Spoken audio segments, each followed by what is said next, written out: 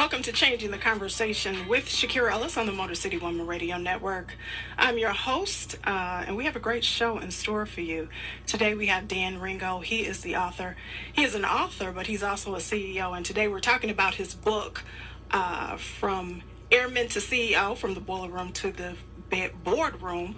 Welcome to the show, Dan. How you doing? I'm doing fine. How are you? Good. So tell us, who is Dan Ringo? Dan Ringo, as we were speaking earlier, just a regular guy, someone who's overcome his own obstacles, and I've continued to overcome things like anyone else, but someone who was a teenage father, barely made it out of high school, had little direction for a few years before I joined the United States Air Force, where I kind of began my career, got my foundation, served in this country honorably in the United States Air Force for 4 years, got out of the military, and entered to an engineering apprenticeship program with a local union and the Detroit Public Schools, and had some success there. Worked for the Detroit Public Schools as a building engineer for 11 years before quitting. But while I was with the Detroit Public Schools, I went back and got my bachelor's degree and had started law school when I quit the Detroit Public Schools and began law school to pursue a law career, which I completed my law degree but do not practice now. So you've had a very interesting career, because I did read your book in its entirety. Thank you. And you said in the beginning you graduated from the Detroit Public Schools with a 1.4 grade point average. That is, transcripts prove it. The transcripts prove it. And, a lot of people would have let that define them. What was your defining moment? Because you talk a lot about, as a leader, you have to make decisions. Yes. And there has to be a defining moment where you make a decision. So describe what that was like for you. When did you make your decision? And what was that decision? Well, the first decision was actually going into the military. Okay. And we talk about that in the book, The Anatomy of a Decision, or the decision to change. And so that's the first important thing is coming up with your why. Mm-hmm. And I was at a point in my life as a young father with no skills, no direction, little education. I was so sick and tired of where I was, even at that young age. I knew that I did not want to be where I was. And I had accountability, to say that no one put me here but myself, and I was very self-aware of my surroundings. So I'm looking at some of my cousins that were close in age. I'm looking at some friends that went in one direction, some that went another. But I was more so looking at my friends who had went off to college. And you would bump into them in Northland Mall during Christmas break, or you would run into parents of friends and they say, "Oh, so-and-so is at Western, and what are you doing now?" And if I have my son with me, it's like, "Oh, and when you're young, people feel like, I say, pregnancy is like, contagious. So people really, especially young lady friends, with friends, they didn't want them around me because, again, I was really not headed anywhere. Mm-hmm. So I was at that point where I was more worried about being a failure. Wasn't it also to please your father? I know that's part of it too. Listen, and we used to joke all the time, because I used to tell him, I said, if it wasn't for me, you couldn't talk about being a parent. Because my brothers all went and did illegal activity. So I was like, look, I was like the last hope. So I said, listen, man, this is after some success that came, but early on, I really did want to show that he did put a lot into all of us. And it was... No, so since we're talking about success, because I was really inspired by the book, and I was impressed by how, you came from really from the bottom, right? Yes. You had some different circumstances that happened that happened to a lot of us. Yes. But the difference between you and I think a lot of folks is that you didn't let it define you. You were like, nope. There's another way. I'm going to figure this out. So what do you think? Because you're successful now. You've had multiple jobs where you've made a nice cushy salary. You've done a lot in the community. You are a name. Yes. So what do you think hinders most people from being successful? Fear. Mm-hmm. Fear is the enemy. It's not death. It's not divorce. It's not disease. It's none of the 3 Ds. Mm-hmm. And we'll talk about that later. It's fear. People are afraid of actually being, they're afraid of failure, but people are just afraid, if not more afraid, of success. Because what am I going to do? Am I going to be the person I need to be to exist at that new level? Mm-hmm. So it's almost like an escalator when you're in a shopping center and you go up, it's new things at this new level. And you won't know what's on that shopping floor until you get there. And so what I've seen with people, because I'm contacted all the time by people that want to do things, and they seek my help or they may ask for advice, and when I give them an action plan. But they don't have a plan, or do they? They don't have a plan. And so that's always, Larry, but I understand because I was once there. Right. But when you give them a plan or you talk about it, they have to be more passionate. I can't be more passionate about your dreams than you are. Mm-hmm. And I think when I first had that first decision to even go into the military, I became obsessed with doing so. And whatever I needed to do that, it was nothing to me because I could not stay where I was. Right. And so fear of trying, I won't say laziness, but it is. I won't say it, but it is. You just did. Twice.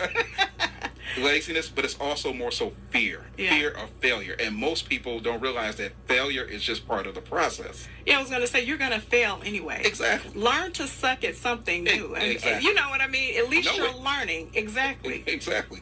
So on page 22, and I really like this line, you write, do not accept the roles that society foist on you. I like that word, foist. All right. Recreate yourself by forging a new identity, one that commands attention and never bores the audience.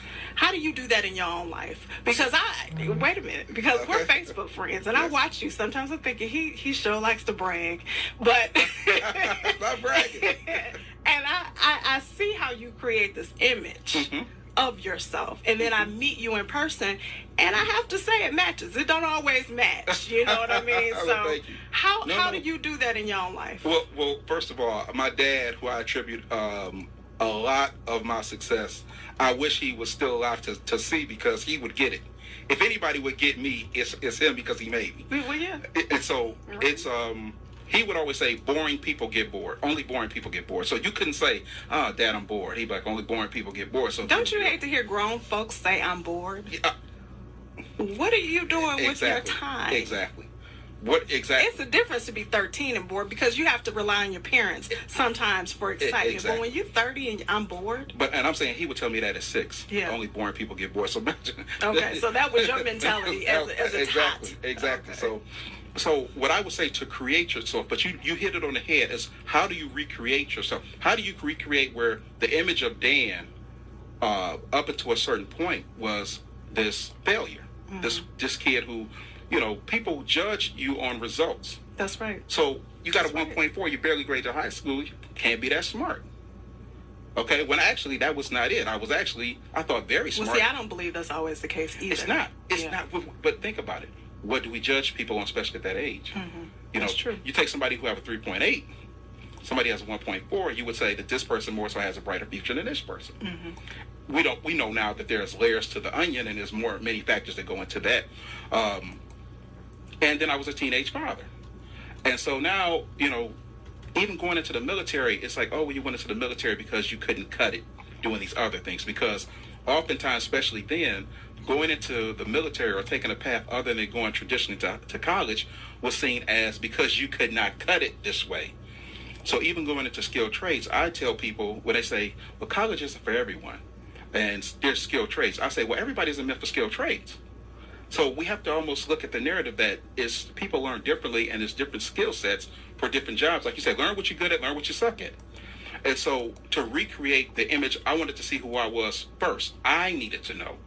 And I wanted to be someone who helped a lot of people, was in a position to help people, but I had to help myself first. So that was first thing, is put yourself in a position. I needed to get to somewhere where I had accomplished enough to be able to turn around and give back at every phase of my development. All right. You've been listening to Changing the Conversation with Shakira Ellis on the Motor City Woman Radio Network. When we return, we'll have more with Dan Ringo. Adopt US Kids presents Multiple Choice Parenting.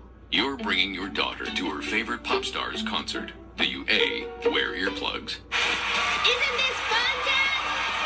I am a soft pretzel. B, remember the moment with matching concert t-shirts? That's going to be $180. Or we can just take a photo. C, show her how you used to do concerts. We're going crowd surfing. I can't. It's too heavy. Oh, my God. Or D, just roll with it. Woo, Justin!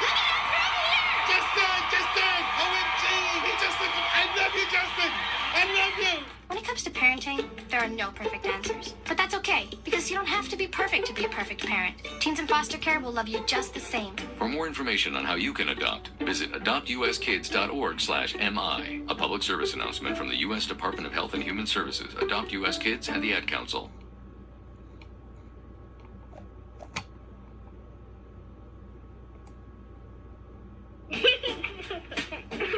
Hey everyone. Let's all stop what we're doing right now and take a moment. That felt good, huh? Just like that, we had a nice special sort of moment together.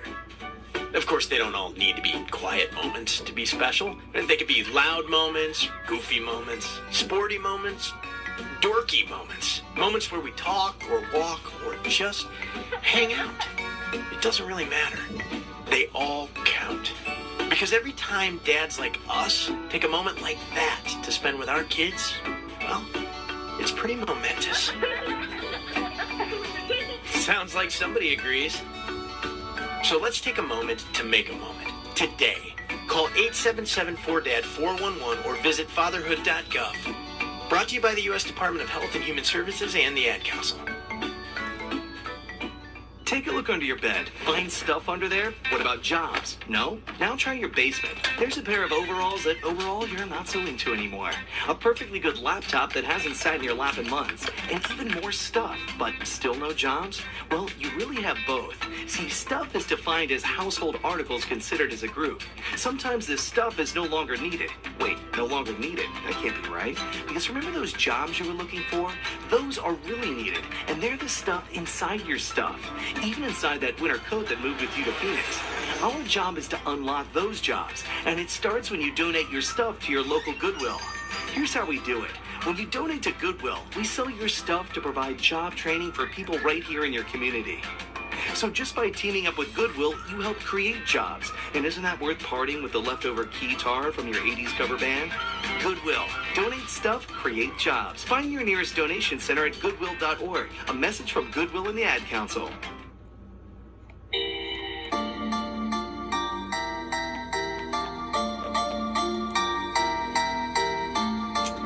Welcome back to Changing the Conversation with Shakira Ellis on the Motor City Woman Radio Network. If you're just tuning in, I'm having a great conversation with Dan Ringo. We're talking about his book, and I'm going to grab it from you for a minute. Airman to CEO, From Boiler Room to Boardroom. This is a great read. It's about, 83? Yes. 78 pages? 83 pages. 83 pages.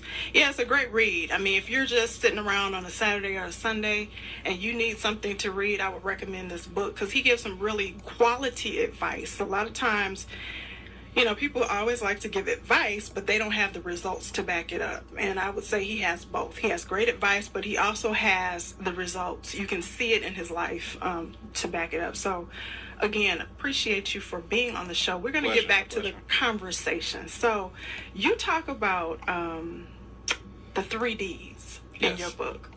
Okay. What are the 3 Ds? The 3 Ds are death, divorce, and disease. Mm-hmm. And they will visit you at various points in your journey, and oftentimes when you least expect it and when you feel you can least afford it.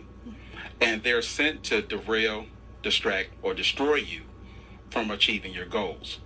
So let's talk about one of the Ds, death. Your father died in 2007 of kidney cancer. That's correct. And you were in law school during that time. My first semester. Okay. First semester. Yeah. And my father, that's kind of peerless because my father died in 2007 too. But I was just finishing my grad program. So, and then trying to start a new career. So that I can see how that can derail the whole plan. Because you have a plan and it kind of shifts it. So how did that event affect your journey to becoming a CEO? Do you think it stopped you? What do you think changed in you? Well, I tell you what, his passing really gave me a deep insight into who I am as a man. Mm-hmm. Because, and this is, you want to talk about bragging. If I'm going to brag about anything, I'm going to brag about that, is I took off work. I moved in, my family, I was married at the time. We moved in with my mother and helped take care of my father. My mother set up hospice in her home. So we helped take care of him for his last days, made him comfortable. And him and I had a lot of conversations as his health was rapidly declining. And, real funny is that, I remember a doctor came by one time, and my father didn't really think he was actually going to die, because my father was a big guy, very strong, strongest man I knew. And to have that, you could almost see that he realized, I'm actually getting ready to leave here. So his whole mood shifted, and he started to talk about life, and he started to talk about, death. And really, through those conversations, I put together his eulogy. And I had the strength to deliver that eulogy. And of all the things I've written articles that have been all over this world. I've written, books. That piece that I wrote to deliver his eulogy is that's still my shining moment in my life. Right.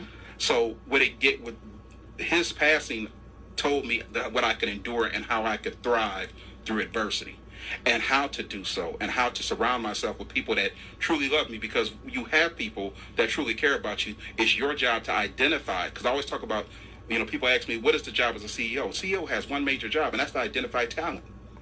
That's to build a team. And once you build that team, they take care of everything else. They'll make your job easy. They'll make your job easy. Absolutely. So as a CEO, is how do I identify those that are going to help me through this problem that I'm dealing with this morning, the loss of my best friend, my number one. So that was what gave me the thing to also persevere. I promised him the day he died that I would at least graduate law school, and I did that. Yeah, you did that, and you passed the bar too, right? No, I've never taken the bar. Never taken the bar? I've never taken the bar. So for people out there that think that I don't practice because I can't pass the bar, Dan Ringo has never taken the bar. Oh. Yeah, I've never even applied to take it. Okay. Because while I was in law school, I had so many wonderful things happen career-wise that it took me further away from the practicing of law. So I began a business management career, and I was on the committees and things, and it took me away from practicing law. I was already in my 30s, my late 30s, so I was not in my young 20s, and this was not my first career coming out of school. So even looking at practicing law starting from day one was not as appealing to me as pursuing this career that I was on a fast track to completing. Gotcha. What advice do you give others who are affected by loss? Because everybody wants to be successful. Everybody wants a piece of the American dream, a piece of the pie. You see that all throughout social media with the inspiring memes, the people who, they get what am I trying to say? They get a client, they're posting it all on social media. So everybody wants that, but it takes discipline. Yes. And you go through trials and tribulations, and oftentimes we don't see that. So when a person is derailed by a death, divorce, disease, what advice do you give them to keep on that journey? Again, you have to surround yourself with individuals that allow people to carry you when you cannot walk yourself. You have to do that. Give you a quick example. I had just started law school, first semester. I had just met these people maybe 2 months ago. But we had built a bond because most of us was older, most of us had careers, and they really helped carry me through that, to stay up on my coursework, stay in school. I allowed individuals at work to help me with work. And so I didn't do this alone. So one of my mantras is hard work and dedication, prayers, belief, and a good team. You have to have a team, because nothing done great is done alone. So you have to allow people. You can't shut people out at that moment you need them most. That's when you're most vulnerable. And that's when you need to be around people that are going to help lift you when you can't walk yourself. You're taking a lot of calculated risks. Some would say big risk during, after law school. Now, walk me through this, because it wasn't after law school. You graduated, right, and you decided to quit a job, or you quit a job to go to law school? No. I quit while in law school. Okay, so that's where we were, because you were trying to get into the Wolverine Bar Association at the time, right? Yes, so you couldn't tell me I was not going to get into the yeah, Bar I read Association. that. He was very confident. Right. So you quit your job to pursue this, and you didn't get it. Right. I was going to law school part-time and working full-time at the Detroit Public Schools. Okay. And the Wolverine Bar, which is an internship with the largest law firms in Detroit. And they have a very nice payment for summer associates. And I quit my job to make myself available, because I was told that having a job may hurt my application chances, because they would say, well, he doesn't need it because he is already making a certain amount of money. So I put all the chips to the middle of the table and said, I'm going to quit this job where I was making probably just as much money as a first-year associate lawyer, okay, with less stress. But I wanted to pursue this opportunity, and I quit my job, and I didn't get the opportunity. So that's a risk, and I don't know if it's calculated, but it is a risk. So what do you say about, in terms of success, we have to take risks, and for people who want to succeed, you have to be willing to do those things, right? So what do you say to people who have that fear? Like, okay, I have this comfortable position. For example, I want to make films. I'm not talking about me. I'm just saying in general. I want to make films, but I have this cushy little desk job that I've been working for 5 or 6 years. Right. But I know my purpose is to be a filmmaker. So what do you say to a person who is really struggling between their purpose because they don't know if they're going to make it, they don't know about the money and all this other stuff, versus this pay that they get every 2 weeks and they're pretty comfortable? Because you've done it a lot. You've quit jobs, you walked off, you like, it's more for me. Okay, so you have to have your standard, your morals, your integrity, and you have to truly believe zealously. You have to be insane about your dreams. And then also, too, it's like I tell people, red or green pill, like on the Matrix. Because once you're living in your purpose and you're walking in your purpose and you're pursuing your dreams, you're breathing rare air. So only people who have taken those chances will understand. You can't worry about those who will never take that chance or are scared to take that chance, what they think. So you're going to come in now into the Matrix once you do this. And you have to understand that win or lose. It's like the Matrix. Win or lose, you are walking, you are now in a new world. And so that's what I did when I first took that major leap. But I realized it was as Jay-Z said it was like my second or third major breakup. My first was even leaving my friends in my neighborhood to go into the military. Second one was getting out of the military because I had the same doubt, I had the same insecurities, I had the same people saying, you're going to go back to work at McDonald's, Calvin. You're not going to be an engineer. You're not going to do all these things going back to Detroit. Why would you leave this?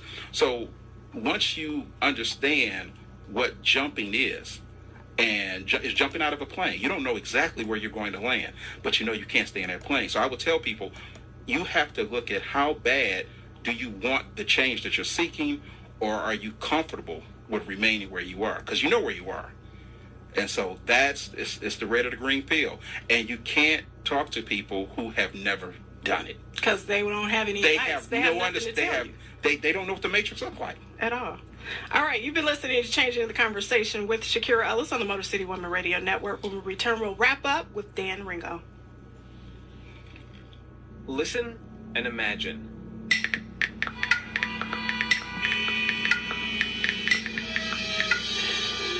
It takes 5 seconds to send a text, and for those 5 seconds, you're driving blind. Life is worth more than a text. Stay alive. Don't text and drive. Visit StopTextStopWrecks.org. A message brought to you by the National Highway Traffic Safety Administration, Project Yellow Light, Noise, and the Ad Council.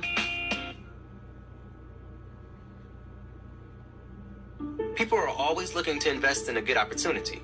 So what if you could invest in the future of kids, like a stock?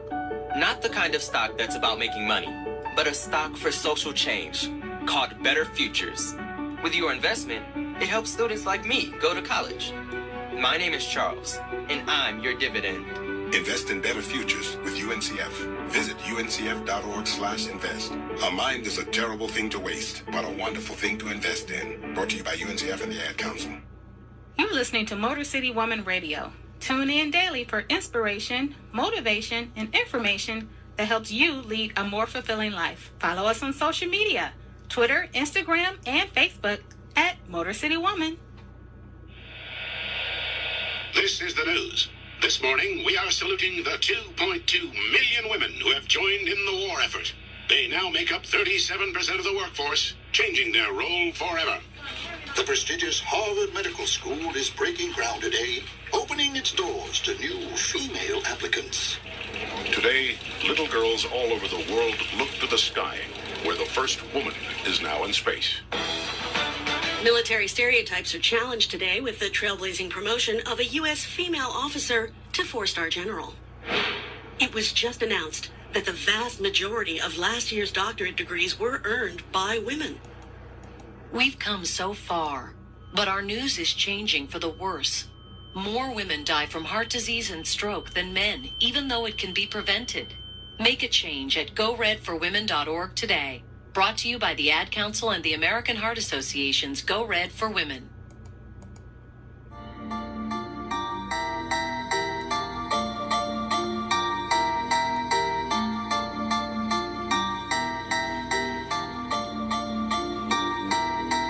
Welcome back to Changing the Conversation with Shakira Ellis on the Motor City Women Radio Network. If you're just tuning in, you can hear a replay of this conversation on SoundCloud. You can also listen throughout the week on MotorCityWoman.com. We do replays on the station as well. And you can go to my business page, Changing the Conversation with Shakira Ellis, to check out the live video. So there are ways to hear this if you've only heard a snippet and you want to hear more. Make sure you are tuning in every day to MotorCityWoman.com for some of the hottest shows in the D. So we're going to get back to our conversation with Dan Ringo. Wrapping this up, I know we've been talking about your book, Airman to CEO, Boiler Room to Boardroom. This is a great book, again. And I want to know where people can get this, if they want to purchase it, how they can find you, and then after that, what's next for you? Okay, well, Airman the CEO can be found on Amazon.com, BooksAMillion.com, Target.com, as well as other outlets. It's also available in audio version through Audible.com as well as iTunes, and it's been translated into Portuguese and Spanish as well for my bilingual friends. All right. All right, repeat that one more time. Amazon.com, Target.com. BooksAMillion.com, as well as Audible and iTunes. All right, make sure you guys are picking up the book. Help this man achieve the success that he deserves as an author. This is a good book. Thank you. Thank you so much. And I've read a lot of them, so I can say this is a good one. All right. What's next for you? Well, what's next is we have... On the literary side, we just released Ringonomics, Volume 1. Yeah. And it's enlightenment, encouragement, according to Ringo. So it's nothing but beautiful pictures and quotes.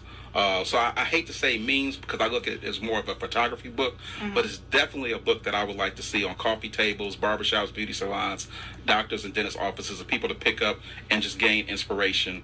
Look at the beautiful people as well as read something inspiring that may touch their lives. So it's almost like a fortune cookie, but it's also, with highlights of different cultures, different ethnicities in the book. Primarily African American, but we do have other individuals as well. Good.